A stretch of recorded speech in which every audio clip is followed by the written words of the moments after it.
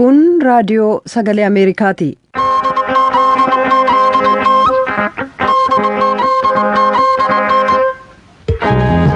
Raadiyoon sagalee Ameerikaa wixataa qabee hanga jimaataatti galgala keessaa sa'a 2:00 jalqabee hanga sa'a 3:00 meetir baandii 22, 25 irratti Waashingtan DC irraa kan dabarsu sagantaa afaan Oromoo amma jalqaba. Nagaan keenya bakka jirtanitti sinaa dhaggeeffatoota keenya attamooltan. Guyyaan har'aa fulbaana 8 bara 2021 akka lakkoofsa Itoophiyaatti immoo qaammee 3 bara 2013 keessummeessituun keessan har'aa Antuu Jubee Horaati. Qaala'inni jireenyaa hammaachuun hawaasarraan miidhaa geessisuusaa jiraattonni fi aangawoonni magaalaa hawaasaa ibsanii jiru oduu keessatti gabaasa qabna. Hidhattoonni boodaati. Haala siyaasaa Itoophiyaa kan yeroo ammaa ilaalchisee gabaasa bal'aa qindaa'e qophii diimokiraasii keessatti itti deebina. Hanga xumura sagantaa keenyaatti nu waliin turaa jenna dhaggeeffatoota keenya. Piroodyusariin Tamsaasa Har'aa Faasil Gabayyaw, Tamsaasa Intarneetiif miidiyaa hawaasummaa akka qindeessitu immoo Tigisti Gammeetii oduuf gara Bafaqaaduuttan isin dabarsa.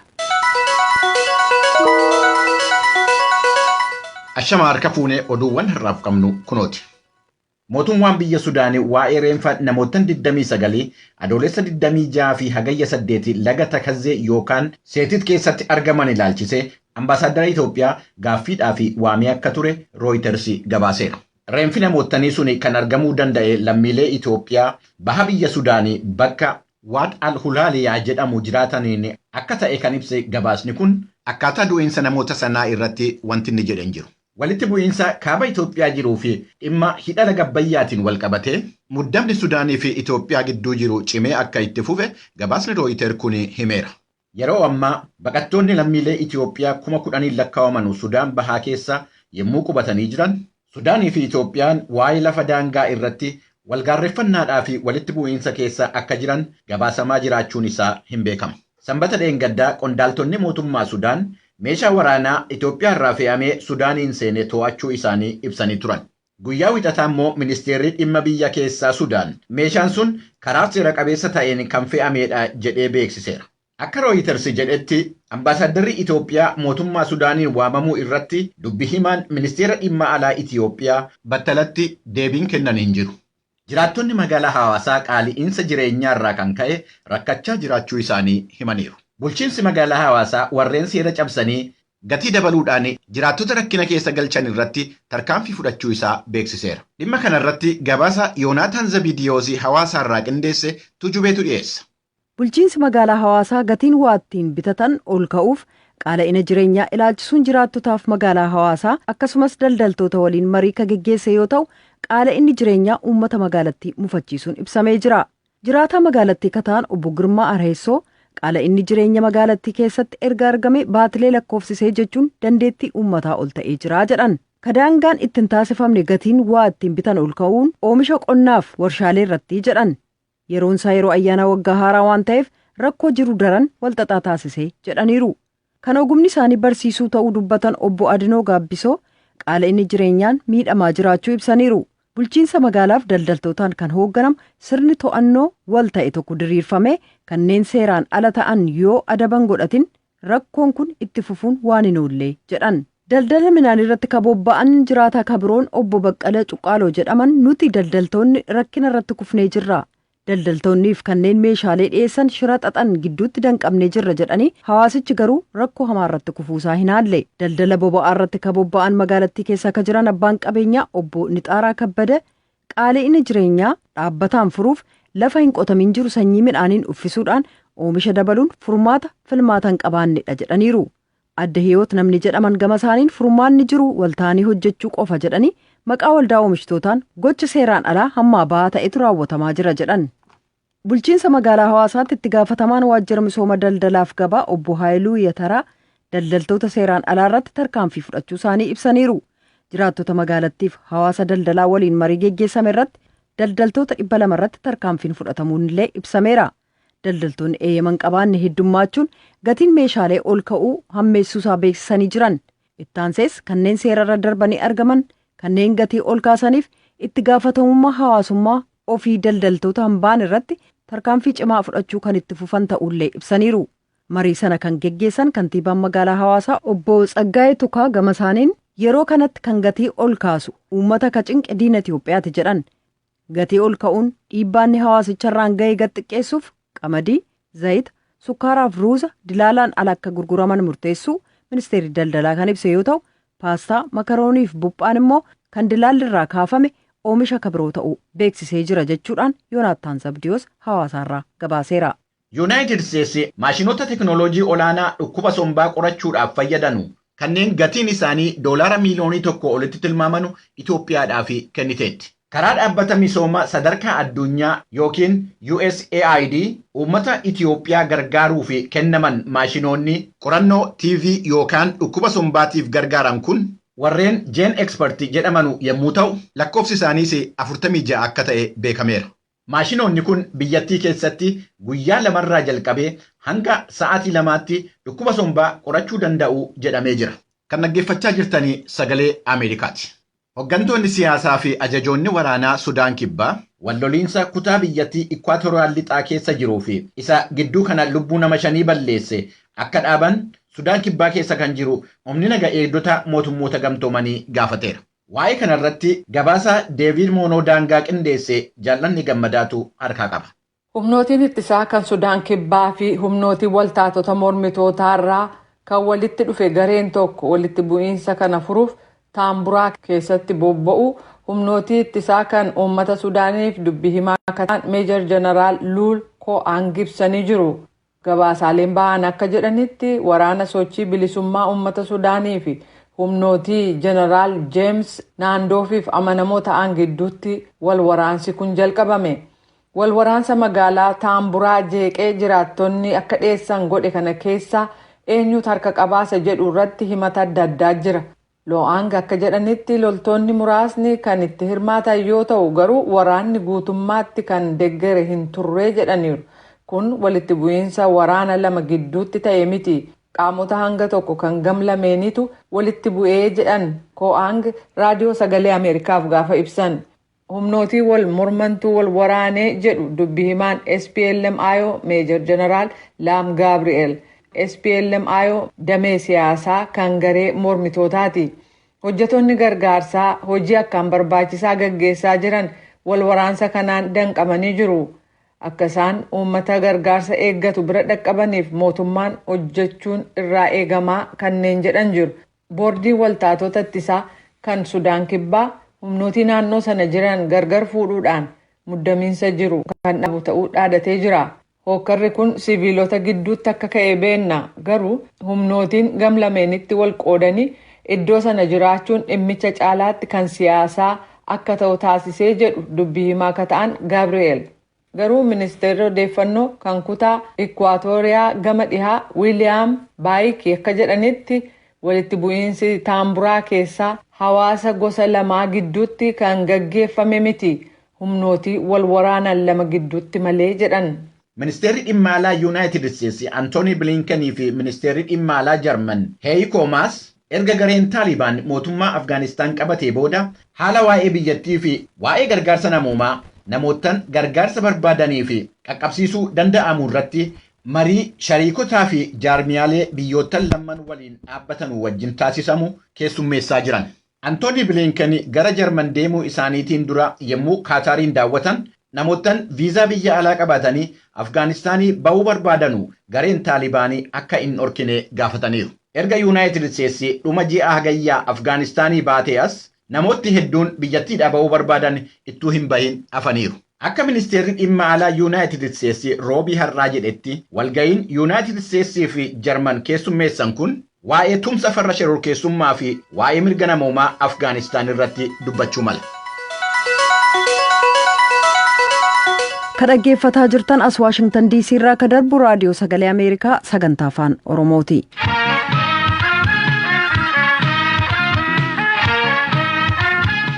Gondar kaabaa aanaa Dabaat keessatti kan argamtu ganda baadiyyaa cinaa Takla Hayimaanoot jedhamtu keessatti hidhattoonni TPLF namoota nagaa 200 ol ajjeesuu isaanii mootummaan Itoophiyaa kanneen miidhaan irra ga'eef jiraattonni ijaan argan dubbataniiru.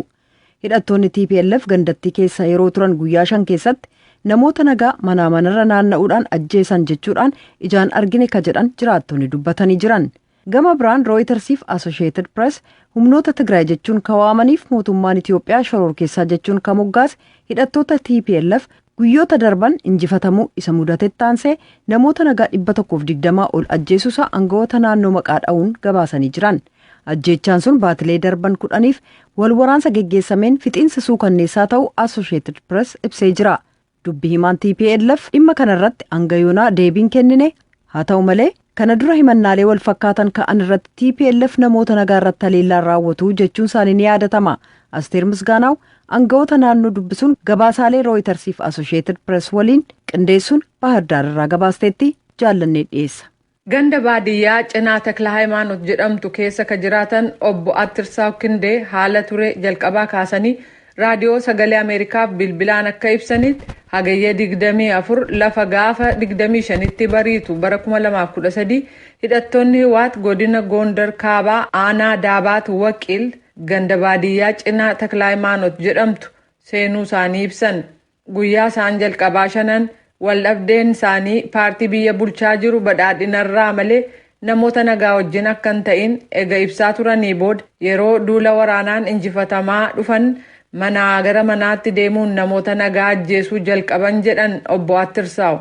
በአንድ ቀን 47 አስከሬኖች ተቀብረዋል እዚህ ቤተክርስቲያን ካልኩሽ ቤተክርስቲያን guyyaa tokkotti reeffa nama 47 bataskaana siin jedhe kanatti awwaalamaniiru. Sibiilonni 120 ol du'aniiru jedhamee tilmaamama. Kanneen 37 ta'anii haga ammaatti hin argamne.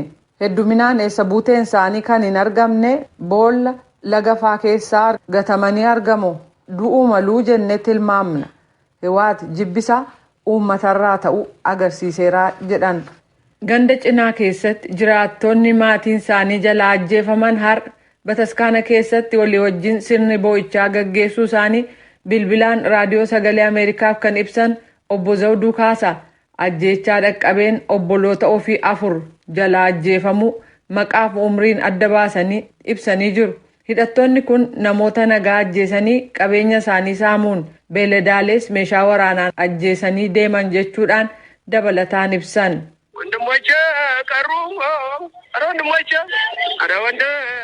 Obbolaa koo 4 inni tokko kan obboleessa kooti 3 garuu obboloota kooti rasaasaan ajjeesan mana isaaniitii gadi baasanii beeladaalis ni fixan isa kaan ni saaman jedhan. Abbaa ijoollee isaanii 7 jalaa ajjeefamuu kan ibsan aadde Zawdituu Daarjaaw guyyootii rakkisoo 3 dabarsuu isaanii dubbataniiru.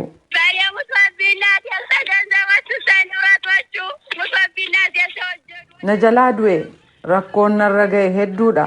Reeffa qabadheen guyyaa 4 bule qophaa koo biyyi weerarameera mana isaatii gabbaasanii ajjeesan jedhan. Dubartii kabiraan aadde Abbabesh Darjaaw jedhaman abbaa warraa isaanii obbo Xilaa'uun Nugusee qodaa nuu baadhu jedhanii gara bosonaatti ega geessanii booda ajjeefamanii reeffi isaanii bosonuma sana keessaa argamuu ibsan. አቤት ተሸከም ብለው አስረው ይዘውት ሄዱ። ሙዚቆች ደግሞ ቤት ጠርተው baadhu jedhanii hidhanii fuudhanii deeman. Beeladaalee 13 qalanii waan jiru fudhatan. Ega fuudhanii deemanii booda ajjeesanii reeffisaa barbaadamaa ega turee booda bosona keessaa argame jedhaniiru.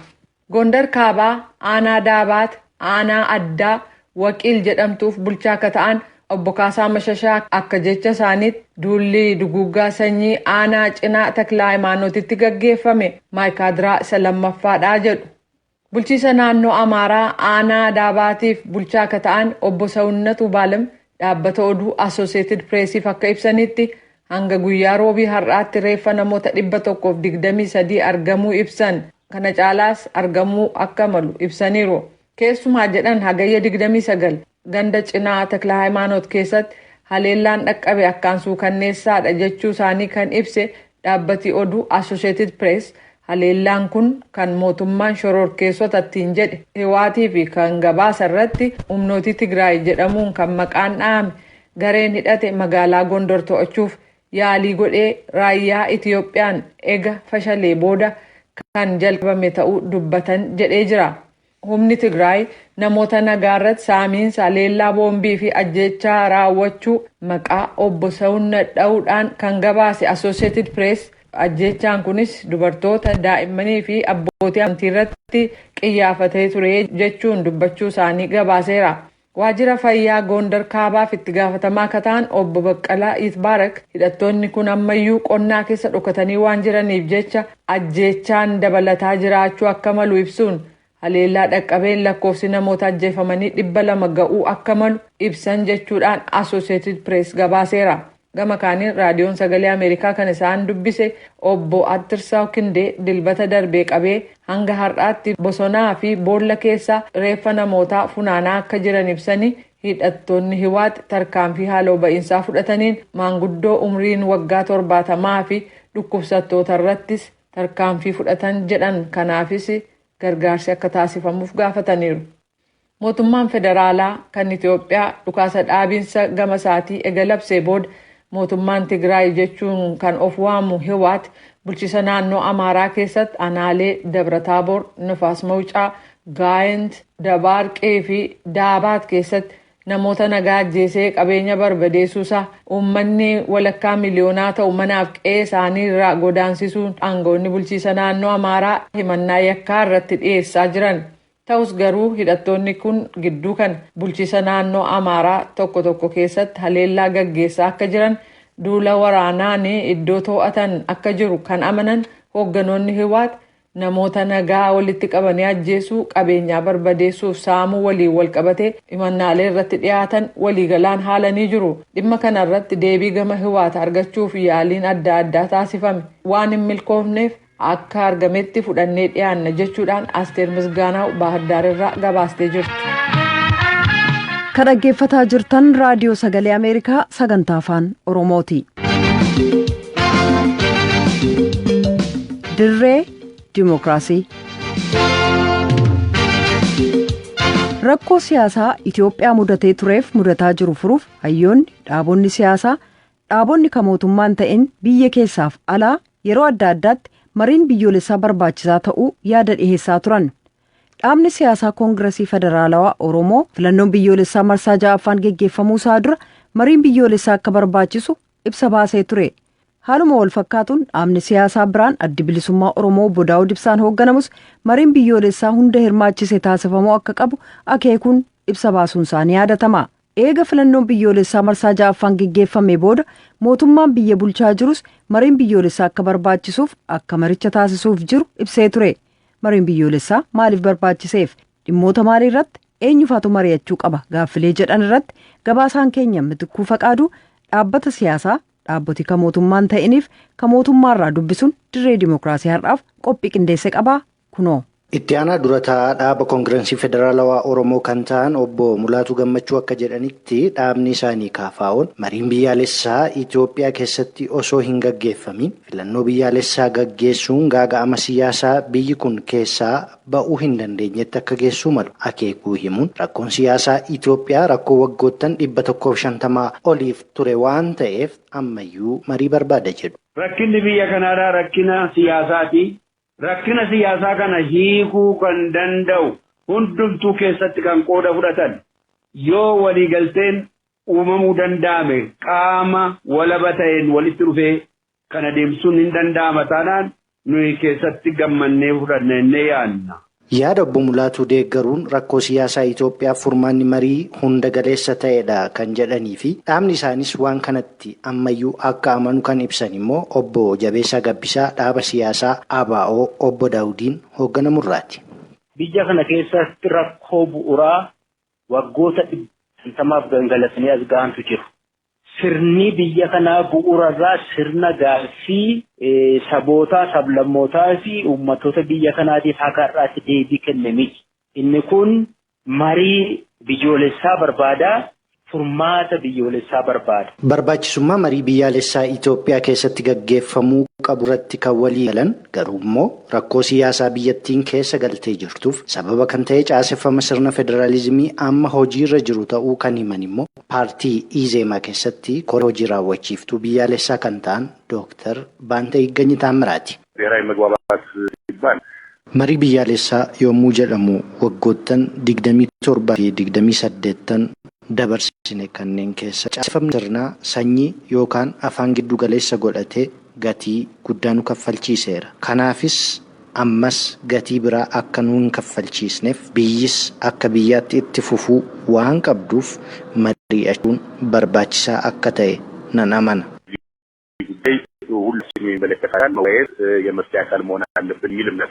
Waajjira ministeera muummee Itoophiyaatti qindeessaa giddugala dagaagina sirna dimookiraasii kan ta'an Dr. Biqilaa Hurrisaa Itoophiyaan akka biyyaatti itti fufuuf mariin biyyaalessaa barbaachisaa ta'uu himuun mootummaanis bara 2014tti hojiiwwan gurguddoo hojjetaman jedhee karoorfate keessaa tokko ta'uu himu.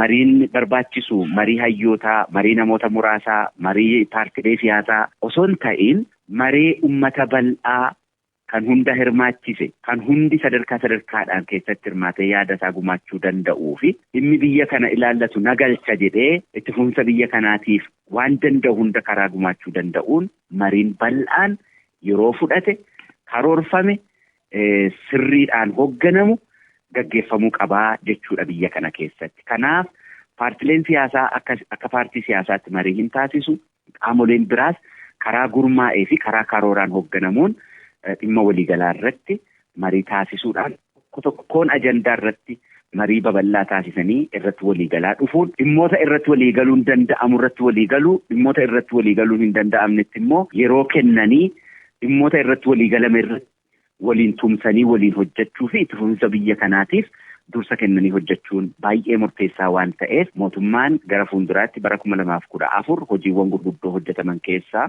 tokko marii biyyoolessaa gaggeessuu ta'a jechuudha. Dhaabbileen siyaasaa Oromiyaa keessa socho'an keessumaa ABO fi KFO'n kanaan dura filannoo biyyaalessaa dura mariin biyyaalessaa akka dursu ibsanii ture. Yeroo sanatti mootummaan maaliif hin gaggeessine gaaffii jedhu kan gaafataman Dr. Biqilaan mariin biyyaalessaa dhaabbileen siyaasaa kunneen barbaadan sun rakkoo siyaasaa walxaxaa biyya kanaa kan hiiku miti jedhu. Kan isaan jedhanii amma demokraasii fi sirna demokraasiitiin karaa filannootiin mootummaa hundeessuu otoo hin kan barbaachisu maree gaggeessuudhaan mootummaa ce'umsaa hundeessuudhaa hiikoo kan isaanii kaasaa turanii yaa hordofaa waan turreef hin beekna akkaataa isaan itti deemaa turan. Kun immoo rakkoo biyya kanaa teessoo paartilee siyaasaa muraasaa fi namoota taayitaa barbaadan muraasaa fi koottaa teessoo walii hirra walii qoodna jedhanii qooduudhaan rakkoo siyaasaa biyya kanaa hiikuun hin danda'amu karaa kamiinuu. Yaada Dr. Biqilaan kaasaniif dhaaba ABO obbo Daawud Ibsaan hoogganamu irraa kan gaafataman obbo Jabeessaa Gabbisaa dhaabni isaanii aangoo filannoon ala argachuuf fedhii tokkollee hin qabu jedhu. Aangoon dimookiraasii keessaa madda, aangoon filannoo keessaa madda. Kanaaf filannoo dimookiraatawaadhaan hundi keenya uummatatti dhiyaannu jennee kana amannee biyya seennee kanaaf hojjechaa turre. Kana akka eenyu hanqisee uummati biyya kanaa ni beeka, addunyaan ni beeka. Marii biyyaalessaa yommuu jedhamu kanneen aangoo qooddachuuf dhaabboliin siyaasaa taasisan yookaan dhaabolee siyaasaa gidduutti akka jaarsummaan taa'amutti ilaalama jedhamanii kan gaafataman paartii ኢዜማራ ዶክተር ባንተ ይገኝ ታምራት mariin biyyaalessaa kanarraa adda jedhu. የብሔራዊ መግባባት ጉዳይ ሲመጣ በብሔራዊ አንድነታችን ላይ አገርን የጋራ አድርገን በመውሰድ ጉዳይ የተሻለ አቅም መፍጠር የምንችል ከሆነ የተሻለ አስተሳሰብ ማራመድ የምንችል dhimmi marii biyyaalessaa yommuu dhufu tokkummaa keenya irratti yaada fooyya'aa uumuu kan dandeenyu yoo ta'e aangoo waliif qooduu fi dhiisuun isaan booda kan dhufudha. Haala amma jiruun aangoo waliif qoonnes walii galtee biyyaalessaa sana fiduu dandeenyaan baay'ee rakkisaa ta'a. Kanaaf dursa marii biyyaalessaa irratti dhimmoota hundaa irratti mari'annee furmaata waloo kaawwachuu qabna. Wantoonni biroon sanaa booda dhufu jedheen amana. መጀመሪያ ይሄ ብሔራዊ መግባባት የሚለው ነገር አንድም ነገር ሳይቀረን ዋጋ ያስከፈሉ ጉዳዮች ሁሉ አንጥረን አውጥተን በጠረጴዛ ዙሪያ በእያንዳንዱ ነገር ላይ ተነጋግረን የራሳችን መፍትሄ ማስቀመጥ መቻል አለብን። ከዛ በኋላ ነው ሌሎች ነገሮች ይመጣሉ ብዬ የማስበው። Dhaabbata East African Initiative for Change'tti hojii gaggeessaa kan ta'an obbo Lammii Simee dhaabbanni isaanii qaamolee wal dhaban gidduutti mariin akka jiraatuuf kan hojjetu ta'uu ibsu barbaachisummaa marii biyyaalessaa akkas jechuun ibsu.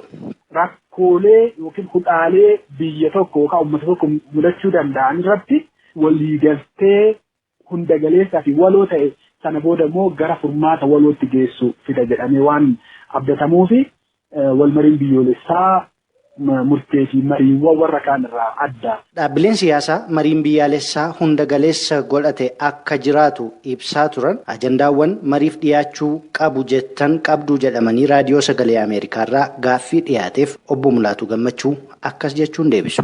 Fakkeenyaaf mootummaa sirna sabdanneessaa jiru kana kan hin barbaanne jiru waan barbaadan immoo jiru kana irratti walii galuun hin danda'ama. Sirna amma jiru kana seera amma jiru konstitushinii amma jiru kana nu barbaachisa moo nu barbaachisu jedhu irratti walii galtee gochuun hin barbaachisa. Dooktar Baantaayigany Taamiraat gama isaaniin ajandaan marii biyyaalessaa akka paartii isaaniitti osoo ka'e kan jedhan akkattaa nutti himu. የብሔር አደረጃጀት ወይም ደግሞ አጠቃላይ ቋንቋን መሰረት ያደረገ የፌዴራሊዝም አደረጃጀት ያመጣብን ጣጣ አለ። Walumaa galatti federaalizimiin afaan gidduu galeessa godhate dhibee nutti fidee dhufe gara yaada biyyaalessaatti deebi'uu qaba jenna.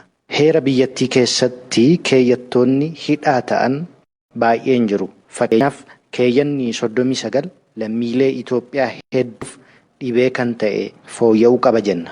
ለብዙ ኢትዮጵያኖች አጠቃላይ መከራ የሆነብን አንቀጽ በመሆኑ ቢያንስ እሱ መስተካከል ያለበት ጉዳይ ነው ብለን እናስባለን። Marii biyyaalessaa akka Itoophiyaatti bara 2014tti taasifamuuf jiru eenyutu abbummaan gaggeessaa fi hagam hirmaachisaa ta'a isa jedhuuf Dr. Biqilaa Hurrisaa yommuu deebisan. Hirmaachisummaansaa qaamolee hunda samiidhaa gadi jiran lammiilee Itoophiyaa hunda kan hirmaachise akka ta'u iftoominaa fi akkasumas immoo qummaadhaan kan gaggeeffamu dhugaadhaan onneerraa sammuurraa waa'ee biyya kana yaaduurraa waa'ee hegeree biyya keenyaa ijoollee keenyaa yaaduurraa namoonni kanaaf dhimman kanaaf quuqama qaban kan keessatti hirmaatan bilisummaasaa kan eege iftoomina kan qabu amanamummaas kan qabuu fi dhimmoota kana kan yaada keessa galche hundaa ol immoo rakkoo hundee rakkoo biyya hiikuu keessatti shira siyaasaatii fi dubbii irra dibanii darbuudhaan osoo hin ta'in gadi fageenyaan hundee rakkoo biyya kanaa qotanii rakkoo sana hundee irraa hiikuu irratti karaa xiyyeeffateen karaa sabaaf sablammootaa fi uummattoota biyya kanaa bal'inaan hirmaachiseen kan gaggeeffamu ta'aa kan jedhu qabnaa jechaadha.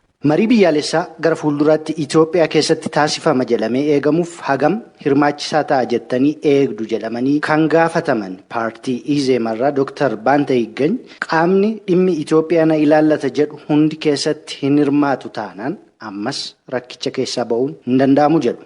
ብሔራዊ መግባባት በተቻለ አቅም ለዚች ሀገር Marii biyyaalessaaf karaa danda'ameen waliin jiraachuu biyya kanaaf kanneen yaada qajeeltoo qaban hundi irratti hirmaachuu qabu jedheen amana. Kana jechuun yaadni xiqqoon hin jiru. Dhaabni siyaasaa xiqqoonis hin jiru. Qaamni kamiyyuu dhimmi biyya koo na ilaallata kan jedhu hundi irratti hirmaachuu qaba jedheen amana.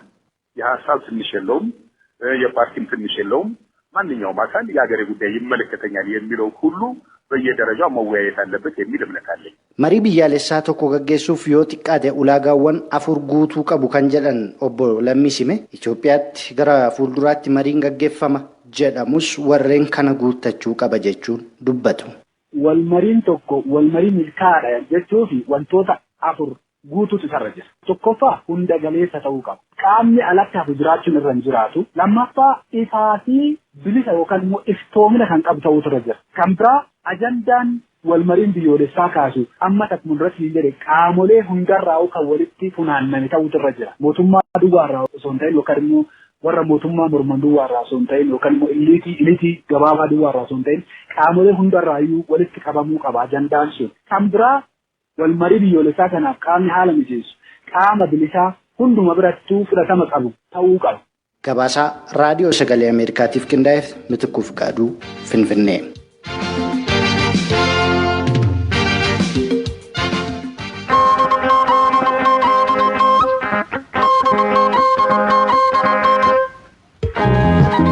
Raadiyoon Sagalee Ameerikaa galgala keessaa sa'a 2:00 jalqabee hanga sa'a 3tti meetir baandii 22 yookaan kiiloo heerzii 13,765 irratti meetir baandii 25 yookaan kiiloo heerzii 12,040 irratti akkasumas meetir baandii 31 yookaan kiiloo heerzii 12,485 irratti wixataa hanga jimaataatti qophii afaan Oromoon dabarsu asirratti raawwata. Qophii boriitiin walitti deebina. Nagaatti bulaa. Amma sagantaa afaan Amaaraatu itti fufa. Thank you.